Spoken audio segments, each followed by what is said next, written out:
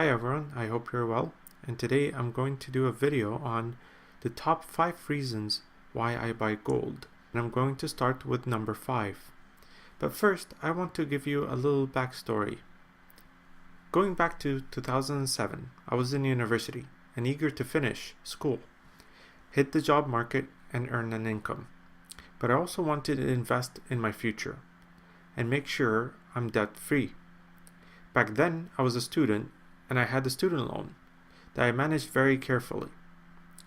So I invested part of it into precious metals in a mutual fund, which back then, mutual funds were a good thing. When the recession hit in 2008, many of the people graduating that year couldn't find a job. And I started to worry because I was due to graduate in 2009. I started looking into the markets and why the recession happened, only to find out a clear-cut pattern where every 7 years a recession occurs. Some call it the Black Swan event. Some call it Shmita. I don't care what you call it. It's a pattern. It's a cycle. I noticed that, and I noticed also that my investment into precious metals was going up. And there was a clear link between the recession and precious metals rising in value. And people were flocking to gold. Studying this, I realized that by the time I graduate, I will have no student debt. I was able to pay off the loan and walk away with my degree debt-free. I was also able to find a job, not really related to my degree. The economy wasn't doing well. I saved up and invested my money in cash, knowing gold and silver were going down. With the influx of cash from central banks, and took time to do my research and understand what's going on, and exchange my currency for money, putting it with. And now I'm going to tell you why I buy gold. So, top reason number 5. All currencies are fiat, and all fiat fall in value, thus always fail. 99% of everyone around you on this planet don't know what fiat currency is, and they are not earning nor using money every day. You wonder what fiat currency is.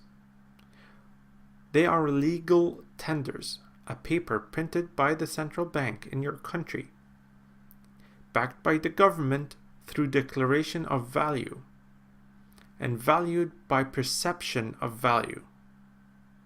Meaning, they are not backed by anything of value. They're just paper that the government tells you this is money. You will earn with this paper, you will save with it, you will spend with it, and you'll be taxed with it. So when you look at the paper and it says 100, you're told to believe this is 100 units of your currency. But it has no value. The value of the dollar or $100 currency note is nothing more than the material that actually makes it. The paper or the polymer and the ink. That's really it. The value there is just a perception. Excluding currencies before 1935, there are 609 currencies no longer in circulation.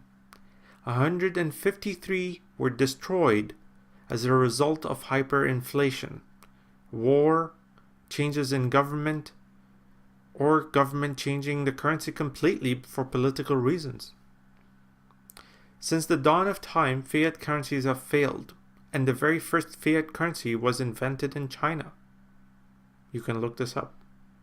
This time around, we're looking at several currencies collapsing soon. One of them is the US dollar. The US dollar has been in circulation since 1792. That's 225 years as of today's date. The oldest still in circulation is the pound sterling, also known as the British pound, and has been in circulation since 1694. And it was the goldsmiths that realized that people preferred the paper notes, receipts for their gold over withdrawing and depositing gold. It was easier to carry, so they started printing them and making fiat currency that was backed by the government. Are you still too confident that they will last longer? Think again. Currencies have been losing value since their link to gold has been severed. They used to be backed by gold, and since that was stopped, they've been losing value. Governments have been borrowing money to spend while central banks print money out of thin air, creating the illusion of wealth, lying about inflation, and expediting the transfer of wealth from you to those in control of the monetary system. The world has transitioned from a gold standard where currency was backed by gold to the US dollar standard, where fiat currencies are floating against each other. Along the way, the monetary system changed to remove the gold backing, making it easier to take your wealth. Now you work hard for paper than something of value. It takes a lot more time and effort as well as energy to mine gold, thus creating the value. It doesn't take effort to actually print money. You just turn on a machine. But you wonder, what would cause the collapse in the US dollar? The debt in the market. Right now, we have a derivatives bubble, a bond bubble, a stock market bubble, and a real estate bubble. Now with the debt ceiling completely removed, the US government can borrow to oblivion, to spend without limits, which means more and more money printing, and a falling dollar against all currencies. A falling dollar is good for export, but bad for importing. And this is not good on the global market because countries have built their economies to manufacture and sell to the US, relying on devalued currencies against the US dollar to export their goods and services.